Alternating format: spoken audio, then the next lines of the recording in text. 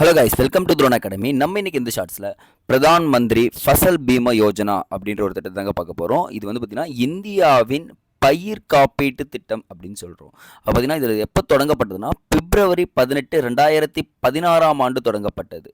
So வந்து பார்த்திங்கன்னா விவசாயிகளுக்கு எதிர்பாராத இயற்கை சீற்றங்களால், ஃபார் எக்ஸாம்பிள் பார்த்திங்கன்னா மழை, வெள்ளம், வறட்சி, இந்த காலகட்டங்களில் பயிர் சேதம் ஏற்படும். அவங்களுக்கு என்ன பண்ண பார்த்தீங்கன்னா பயிர் காப்பீடு தரேன்னு சொல்லியிருக்கிற திட்டம் தான் இந்த பிரதான் மந்திரி ஃபசல் பீமா யோஜனா. ஸோ பாருங்கள், கோடைக்கால பயிர்களுக்கு 2%, குறுவை சாகுபடி பயிர்களுக்கு 1.5%, தோட்டப்பயிர் பணப்பயிர்களுக்கு ஆண்டு சந்தா 5%ஆகவும் இருக்குன்னு சொல்லிட்டு கிரைட்டீரியா வச்சுட்டாங்கப்பா. ஆனால் இதில் விதிவிலக்கு கொடுத்துருக்காங்க. என்னன்னா, தீங்கிழைக்கும் சேதம் யாருன்னா பண்ணாங்கன்னா அதை என்ன பண்ண மாட்டாங்க, இதில் வராது அப்படின்னு சொல்லிட்டாங்க. ரெண்டாவது, தடுக்கக்கூடிய அபாயங்கள் இருந்து தடுக்காமல் தவறிட்டிங்கன்னா அதுலேயும் இந்த கவரேஜ் என்ன ஆகாது, அப்ளிகபிள் ஆகாது. ஸோ இப்போ என்ன பண்ணால் போர் நடக்குது, நம்ம நாட்டுக்கு இன்னொன்று நடக்கும், அப்போ பயிர் சேதம் ஏற்பட்டுச்சுன்னா அதுக்கும் என்ன பண்ண மாட்டாங்க, தரமாட்டாங்க. அப்போ அணுசக்தி அபாயங்களால் ஏற்பட்டாலும் என்ன பண்ண மாட்டாங்க, அதுக்காக ஃபண்டு தரமாட்டேன்னு சொல்கிறாங்க.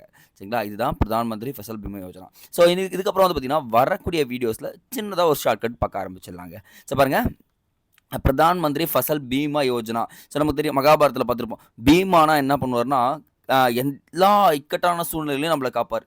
ஓகேங்களா, எல்லா இக்கட்டான சூழ்நிலையும் காப்பாருனா அப்போ பீமா வறட்சியாக இருந்தாலும் சரி, வெள்ளமாக இருந்தாலும் சரி காப்பாற்றுவார். 16 வயசுலேயே, எந்த வயசுலங்க, 16 வயசுலேயே காப்பாற்றி 18 வயசுலேயே போருக்கு போனார். அப்போ 2016, 18 அப்படின்றத ஞாபகம் வச்சுக்கோங்க போதும். அப்போ 2016 பிப்ரவரி 18 கிட்டத்தட்ட நல்லா ஞாபகம் வச்சுங்க, 10 வருஷம் முடிய போகுதுங்க. 10 இயர்ஸ் இந்த திட்டம் அறிவிச்சு. ஸோ இது ரொம்ப ரொம்ப இம்பார்ட்டன்ட் ஸ்கீம்.